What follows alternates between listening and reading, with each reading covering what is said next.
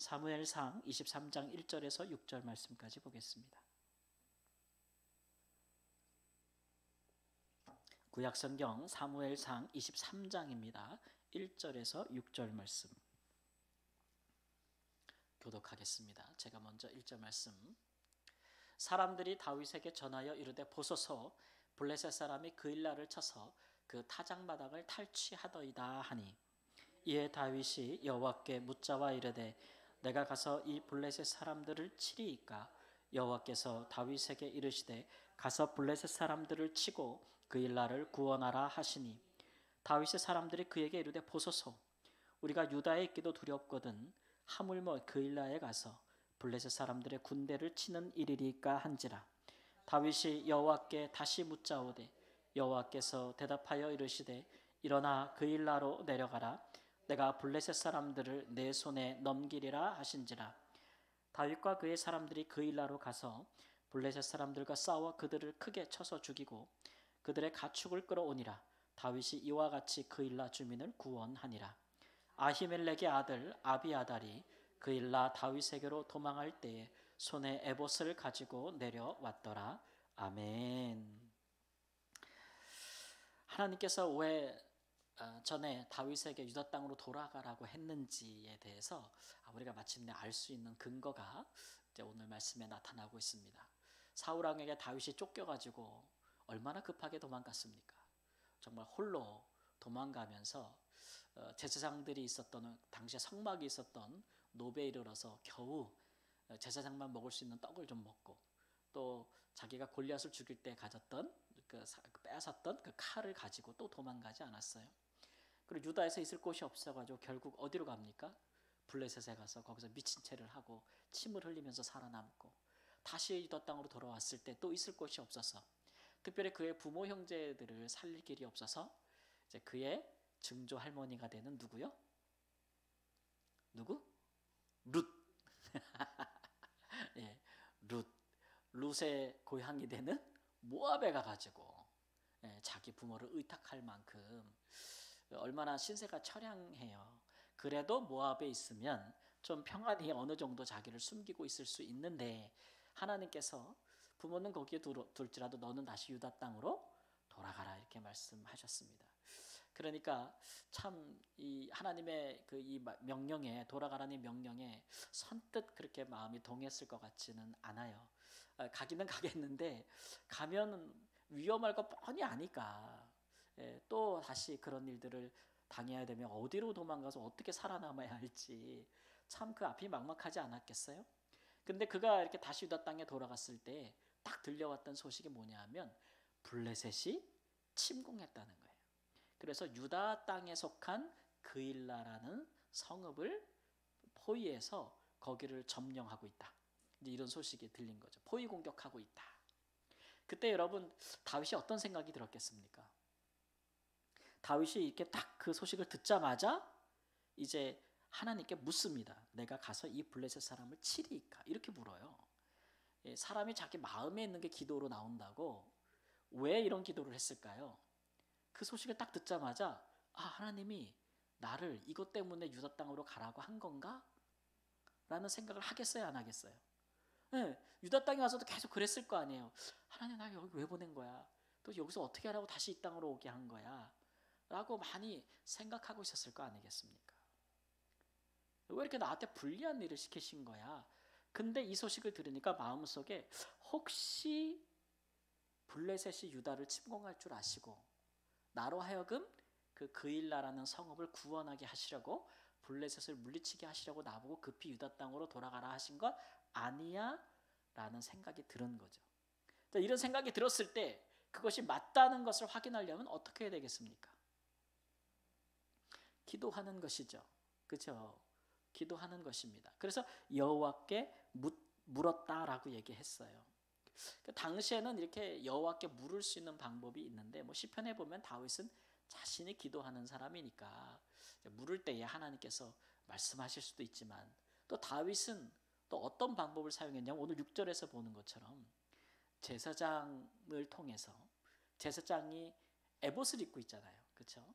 그 에봇 안에 뭐가 있어요? 하나님께 물을 때 사용하는 우림과 둠밈이 있잖아요. 말도 참 어려워. 우림과 둠밈이 있어요. 그래서 가, 부, 무응답, 그것도 아니고 그것도 아니고 이것들을 할 수 있는 그 안에 그게 있다고요. 제비뽑기 같은 거, 또 돌 같은 거 있단 말이에요. 그래서 하나님께 묻는 거죠. 내가 가서 블레셋 사람을 치리까? 그러니까 하나님께서 가서 그 일나를 구원하라. 그러니까 가가 나온 거죠. 이게 제비뽑기가 참 구약에는 하나님께서 율법에 명하신 것이기도 하거니와 뽑는 것은 누가 뽑아요? 사람이 뽑지만 그러나 작정은 여호와께로 말미암느니라. 잠언 16장 9절 말씀. 이 말씀에 따라 하는 거예요. 그래서 우리 교단도 얼마 전에 총회장을 제비뽑기로 뽑았어요. 2년 전까지인가 3년 전까지 그냥 투표하다가 갑자기 제비뽑기를 하다가 지금 다시 투표로 바뀌었어요. 어쨌든 그러니까 구원하라 이렇게 얘기를 하는 거죠. 그러니까 다윗은 이런 기도를 시작했다는 자체가 참 저는 대단한 사람인 것 같아요. 다윗이 어떤 사람인지를 보여주는 거예요. 첫 번째는 참 이 사람이 참 그 뭐라 그럴까 참 선하다라는 생각이 들어요. 특별히 이제 자기의 동족 유다를 향한 민족을 향한 그의 마음이 참 그 선하다라는 생각이 들어요. 지금 자기 처지가 어떤 처지예요? 쫓기는 도망자 신세 아닙니까? 뭐 자기에게 있는 사람이 뭐 수천 명이나 됩니까? 몇백 명에 불과하잖아요. 그마저도 뭐 400명이나 하시네. 그마저도 뭐 이거 훈련된 군사들이에요? 자기가 군대 장관일 땐 그랬지. 근데 지금은 쫓기는 도망자 신세일 때 모여든 사람이 어떤 사람들이랬어요? 빚진 자, 그다음에 원통한 자, 그다음에 환난 당한 사 이런 사람들 모이면은요 가관일 거예요. 이렇게 고통이 많고 상처가 많은 사람들이 모이면 통제가 잘 되겠어요? 훈련된 군인들도 아닌데. 근데 다윗은 그런 모든 상황에도 불구하고 유다를 구해야겠다는 생각이 든 거예요. 그래서 하나님께 기도한 거죠. 이게 참 다윗이 하나님께서 이 다윗을 지목한 이유가 여기에 있구나. 다윗이 그 목자였을 때, 목동이었을 때도 보면은 그가 자기에게 맡겨진 양무리를 치고 또 그 양이 혹이라도 곰이나 사자가 잡아가면 어떻게 했어요? 끝까지 쫓아가서 양을 구해냈어요. 그 자기 양을 사랑하는 거죠. 그 목자의 마음, 그 목자의 마음이 참 그것도 참 대단한 선한 목자 아니겠습니까? 예수님도 자기의 그 백성을 위해서 자기의 목숨을 내어주는 것을 보면서 예수님도 자기를 선한 목자라 했잖아요. 그 마음처럼 하나님이 다윗에게 이스라엘 왕으로 기름 부었을 때 다윗은 아직 왕위를 가지게 된 것은 아니고 왕이 된 것도 아니지만 자기가 여호와의 기름 부음을 받은 자로서 하나님의 백성들을 지키고 보호하고 구원해야겠다는 그 마음이 있는 사람이죠.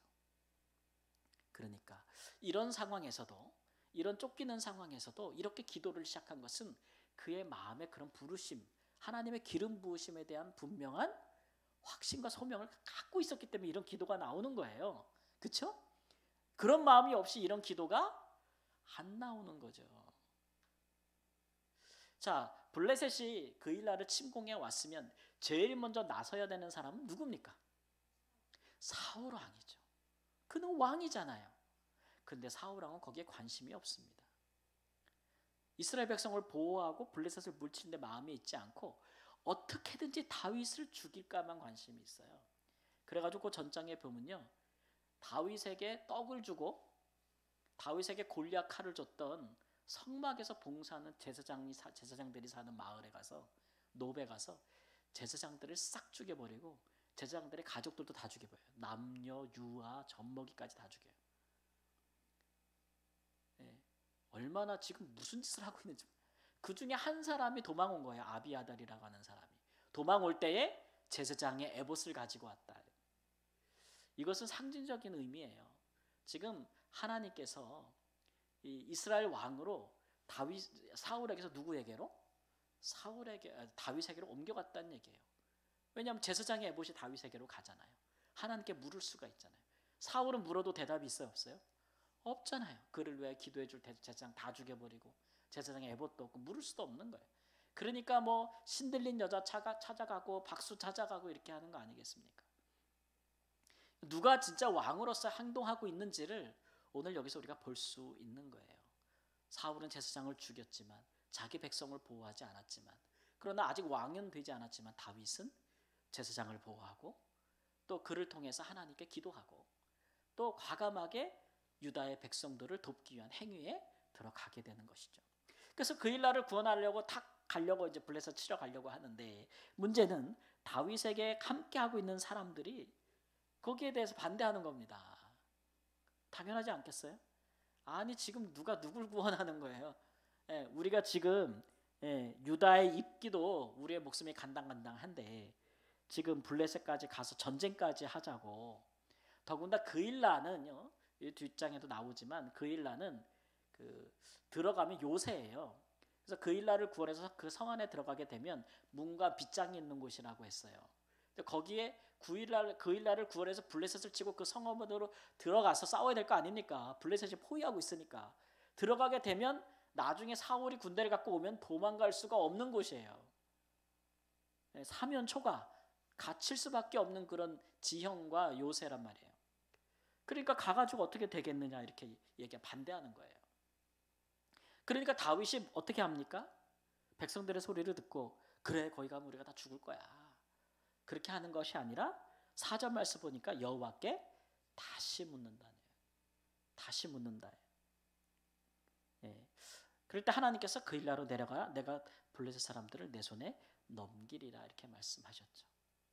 이것은 이제 사울이 부렸던 고집하고는 좀 다른 부분이라고 할 수가 있겠어요. 그것은 뭐냐하면 이스라엘 왕의 가장 중요한 자질이 뭐냐? 이스라엘 왕의 가장 중요한 자질. 사울은 왜 버림받았는가? 왜 버림받았어요? 백성을 더 생각해서 버림받은 거 아니죠. 하나님을 버려서 버림받은 거 아니겠습니까? 하나님이 이렇게 하라고. 그러니까 이스라엘의 왕은 자기 위에 진짜 왕이신 하나님이 계신 거예요. 그분의 왕의 명령을 따라서 자기도 왕의 직행을 수행하는 거죠. 그래서 이스라엘이 신정국가인 거예요. 사울이 거기에 실패한 거죠. 그 사울은 처음에 블레셋과 싸울 때 또 아말렉과 싸울 때 하나님의 말씀보다는 어디에 귀를 기울이냐면 백성들의 소리에 귀를 기울였어요. 요즘은 우리는 이제 민주국가 사회에 사니까 이제 모든 권력은 누구에게서 나와요? 국민에게서 나온다. 국민에게서. 우리가 참 살기 힘들어요. 우리는 모든 권세는 어디서 나와요? 하나님께로부터 나온다. 국민에게서 나온다. 그러니까 여론이 제일 중요하고 백성들의 소리가 제일 중요하잖아요. 그렇죠?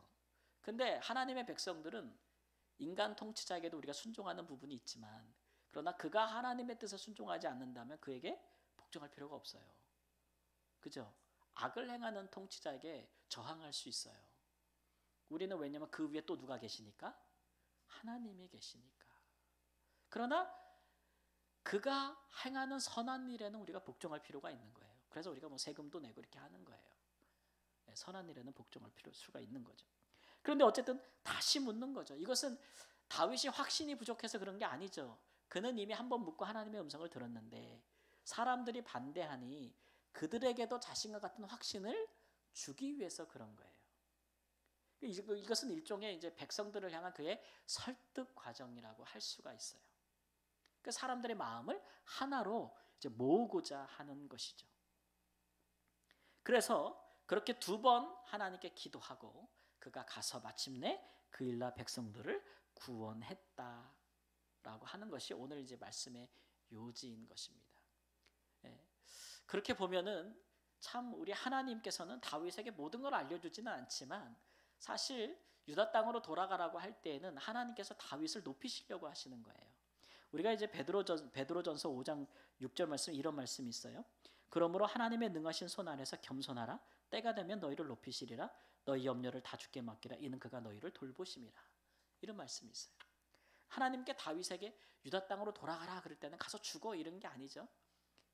지금 상황이 정말 낮아질 수밖에 더 이상 낮아질 수밖에 없는 최악의 상황인데 이제는 반전 하나님께서 다윗을 이스라엘 백성들 가운데 점점 뭔가 세우려고 하시는 거예요.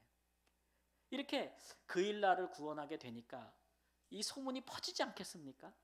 사울왕은 그의 백성들의 구원에 관심이 없는데 오히려 도망자로 사는 다윗이 자기의 생명을 보존하기 위해 살지 않고 유다 백성들을 구원하기 위해서 자기를 희생하는 모습들을 보여주는 거예요. 그럼 백성들의 마음을 얻겠습니까? 잃겠습니까? 얻는 것이죠. 그래서 이런 것들을 계속 반복하세요. 하나님께서 앞으로도 그렇게 하심으로써 누가 정말 여호와께서 기름 부으신 왕인지를 백성들도 알게 하시는 일이죠. 하나님이 다윗을 왕으로 삼았다는 것을 하나님만 알고 다윗만 알아서야 되겠어요? 누구도 알아야 돼요. 백성들도 당연히 알아야 되는 것인데 그게 뭐 사무엘 선지자가 여호와께 다윗에게 기름을 부었대 이런 소문만으로 이루어지는 것은 아니란 얘기죠. 아니란 얘기예요. 사울도 기름 부음을 받지 않았습니까? 그러니까 이런 것을 통해서 하나님은 지금 하나님이 누구와 함께 하고 있는지를 보여주고 있는 거예요. 백성들에게. 예. 그리고 누가 앞으로 이스라엘 왕이 될 것인지.